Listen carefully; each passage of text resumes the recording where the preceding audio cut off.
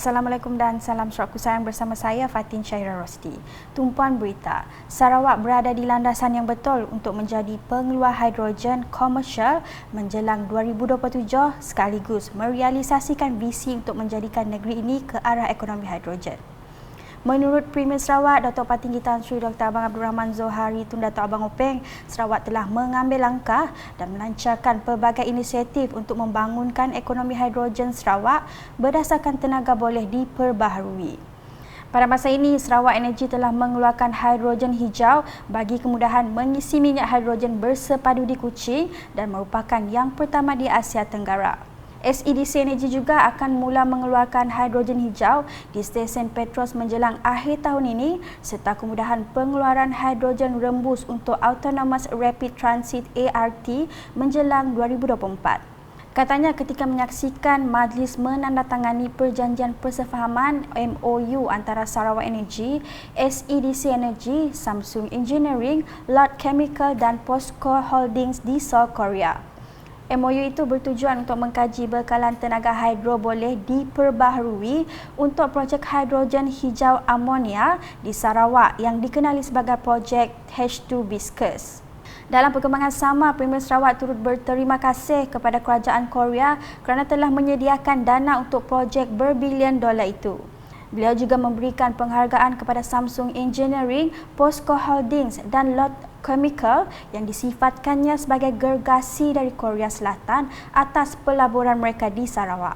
Dalam pada itu, Datuk Patinggi Tan Sri Abang Zohari berkata projek ini bukan sahaja akan mewujudkan pertumbuhan ekonomi bagi kedua-dua negara tetapi menjadi projek utama bagi seluruh rantau. Beliau juga tidak sabar untuk melihat kerjasama ini berkembang lebih jauh dengan jangkaan pengeluaran hidrogen hijau berskala besar pertama Sarawak yang sedia untuk dieksport menjelang 2027. Berita seterusnya, Sarawak memainkan peranan penting untuk memastikan hutan di negeri ini sentiasa dipelihara dan dilindungi, kata Setiausaha Kerajaan Sarawak Datuk Sri Muhammad Abu Bakar Marzuki. Jabatan Hutan Sarawak boleh pasti usaha-usaha yang dapat dilaksanakan bagi meningkatkan sumber-sumber alternatif pendapatan negeri melalui review seperti karbon kredit, sumber air, anjuran perubatan, dan respon dan sebagainya. Industri ladang hutan memainkan peranan yang penting bagi mengurangkan kebakaran hutan asli untuk mendapatkan sumber bahan mentah bagi menampung industri berkayuan di negeri. Beliau berkata demikian semasa berucap pada Anugerah Perkhidmatan Cemerlang 2022 Jabatan Hutan Sarawak di sebuah hotel di Kuching pada Rabu. Tambahnya, Kerajaan Sarawak juga komited untuk memastikan pembangunan ladang hutan dapat mencapai sasaran yang ditetapkan iaitu 1 juta hektar menjelang tahun 2025. Dalam pada itu, Datuk Sri Abu Bakar juga menegaskan Jabatan Hutan Sarawak perlu mengambil tindakan yang sewajarnya selaras berlandaskan undang-undang serta syarat-syarat lesen ladang hutan supaya tindakan yang lebih tegas dapat diambil kepada para pelesen yang ingkar.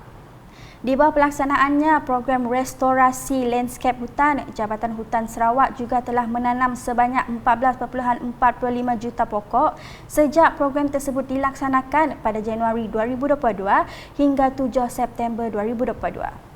Berita di Sibu, ekonomi negara kembali pulih pada separuh pertama tahun 2022 berikutan pertumbuhan 6.9% hasil sokongan daripada peningkatan permintaan dalam dan luar negara serta pemulihan pasaran buruh.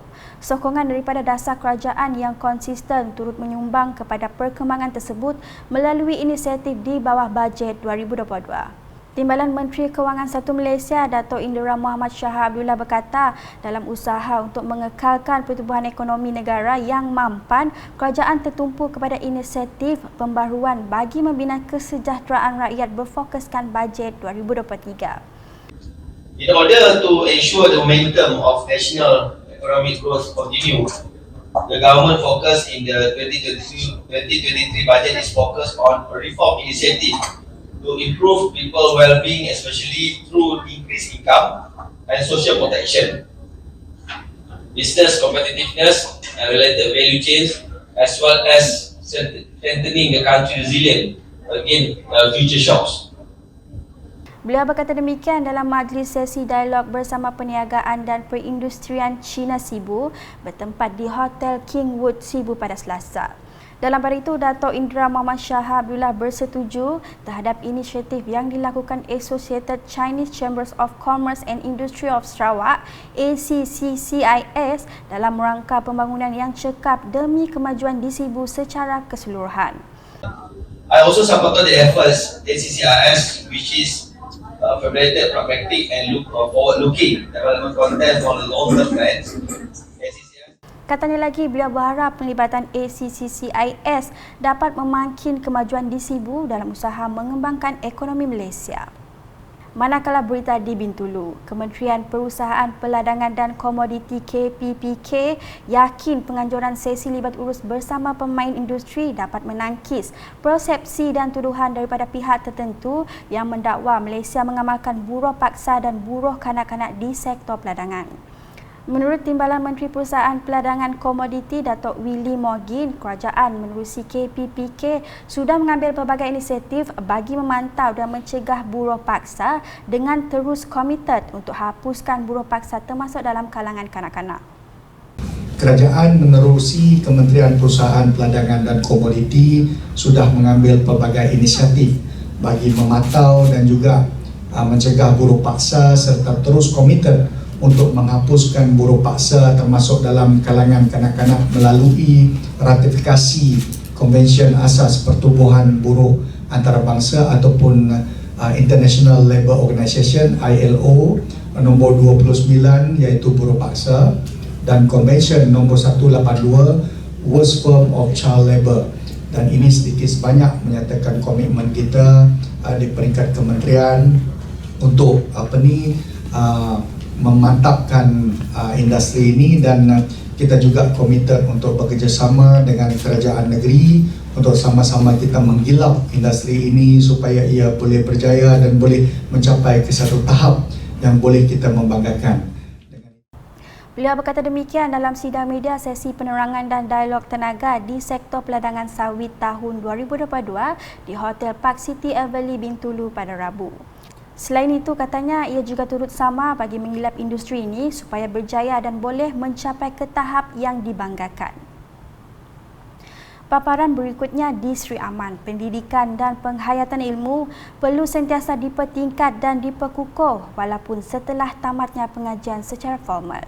Menurut Timbalan Menteri Belia Sukan dan Pembangunan Usahawan Sarawak, Datuk Gerald Rentap Jabu, ini kerana penimbangan ilmu merupakan satu proses yang dinamik dan berterusan.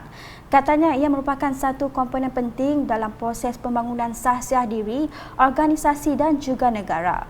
Beliau berkata demikian pada Majlis Konvensyen ke-6 Politeknik Metro Betong Sarawak PMBS 2022 di Hotel Sri Simanggang di Sri Aman pada Isnin. Menyentuh mengenai konvensyen PMBS itu, Datuk Gerald berkata ia merupakan titik permulaan bagi para graduan mengorak langkah ke tahap lebih tinggi serta memahami erti dan cara kehidupan bekerja. Oleh itu, jelasnya para graduan diharapkan agar terus mengambil peluang bagi meningkatkan lagi kemahiran dan pengetahuan terutamanya dalam bidang-bidang yang diceburi. Berita berikutnya, Irau Akor Lun Bawang merupakan perhimpunan terbesar bagi penduduk dari masyarakat suku kaum Lun Bawang di Sarawak yang turut disertai kumpulan etnik Lun Bawang lain seperti Sabah, Brunei dan Kalimantan, Indonesia. Irau Akor Lun Bawang secara tradisinya merupakan pesta menuai padi, tetapi kini ia mempamerkan pelbagai budaya Lun Bawang termasuk muzik dan tarian serta kraf tangan tradisional tradisi Lun Bawang yang diadakan selama 2 hari bermula 2 hingga 4 September lepas. Menurut Timbalan Menteri Pengangkutan Malaysia, Datuk Henry Sum Agong, penganjuran program ini bertujuan bagi mengalu-alukan kehadiran pelancong luar untuk melihat sendiri bagaimana Irau Akor Lun Bawang Sarawak 2022 disambut. Jelasnya lagi, selain berada di lawas, mereka turut berbelanja, maka dengan itu sedikit sebanyak membantu menjana ekonomi penduduk setempat selain mahu pesta ini seiring dengan berorientasikan perniagaan. Beliau berkata demikian semasa berucap dalam Majlis Perasmian Penangguhan IALB Sarawak 2022 di Lawas baru-baru ini. Datuk Henry Sum Agong yang juga ahli Parlimen Lawas memberitahu mahu tarikh sambutan asal IALB Sarawak yang telah ditetapkan pada 1 Jun dikembalikan dan disambut tiap tahun seperti sebelum ini dan pengisian programnya perlu ditambah baik serta ditingkatkan mutu penganjurannya pada tahun depan. Sedikit berita sukan. Meskipun sekadar acara sukan demonstrasi, namun skuad Kabadi Sarawak tetap mahu melangkah kejayaan membanggakan pada Tamasya Sukan ke-20 2022 di Kuala Lumpur pada September ini. Menurut Ketua Jurulatihnya Ganisan Punisami, pencapaian itu perlu sebagai penanda aras untuk menghadapi SUKMA 2024 kelak. Katanya skuad Sarawak tetap mensasarkan 3 tempat teratas dalam kategori lelaki dan wanita meskipun sedar cabaran sengit bakal dihadapi lawan terutama dari Selangor dan Kuala Lumpur. So, untuk lelaki memang seperti yang saya katakan, memang pasukan Selangor, wilayah Perak akan jadi cabaran untuk pasukan lelaki kita dan pasukan lain yang mungkin boleh menggugat peluang kita untuk ke sebahagian pasukan kita dan juga pasukan Corona. Selain itu, Johor kita tak tahu dia punya kekuatan sebab dalam perasukan dia tidak join. Dan untuk wanita, Sarawak memang peluang di tempat yang ketiga memang cerah. Tapi untuk kali ini kita nak cuba yang lebih baik lagi. Sebab setakat ke separuh akhir untuk dua-dua lelaki dan wanita memang cukup bagus. Pemandangan mereka ini adalah baru. Saya pun tak sangka mereka akan pergi ke separuh akhir untuk prasukma dan dapat nombor 3. So untuk sukma kita identify kelemahan-kelemahan kesilapan untuk mendapat keputusan yang lebih baik. Beliau berkata demikian kepada Unit Komunikasi Awam Sarawak UKAS pada Majlis Makan Malam bersama Persatuan Kabadi Sarawak SKA di Kuching pada Rabu. Terdahulu, Presiden SKA Mutiah Pillai VP Sinatambi menzahirkan setinggi penghargaan terhadap jurutera Haidil Heli atas kesudian beliau menaja skuad itu. First of all, a big thanks to Mr. Haidil Heli for this big event. I would say this is a big event in my life also. Because it's an honor for me as a president of Sarawak Kabadi Association with my athletes, and we are given special treatment tonight. I would say this is out of our centralized training. Actually, our centralized training have started yesterday. And today we already have one entertainment which they need entertainment. Also, food is compulsory for any human. When they do extra work, of course, food is there. And we really appreciate your treatment to us. You treat us very well.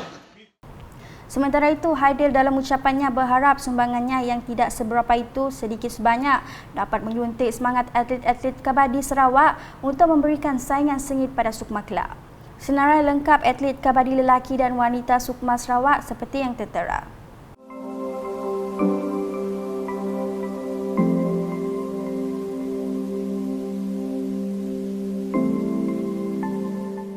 Sekian edisi malam bersama saya, Fatin Syahira Rosdi. Berita lebih lanjut boleh didapati di semua platform media sosial UKAS termasuk portal ukas.sarawak.gov.my dan UKAS Channel di YouTube.